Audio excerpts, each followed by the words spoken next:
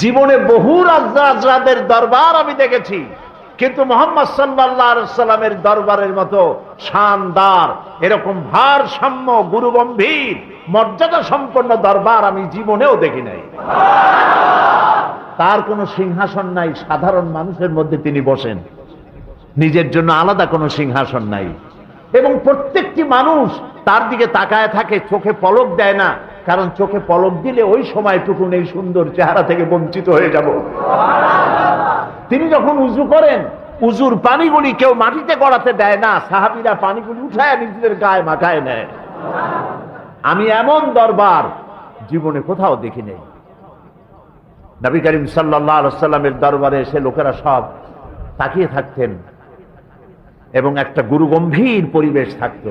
কিন্তু এই গুরুগম্ভীর পরিবেশকে রাসূলুল্লাহ বেশি সময় থাকতে দিতেন না। তিনি মাঝে মধ্যে রসিকতা করতেন।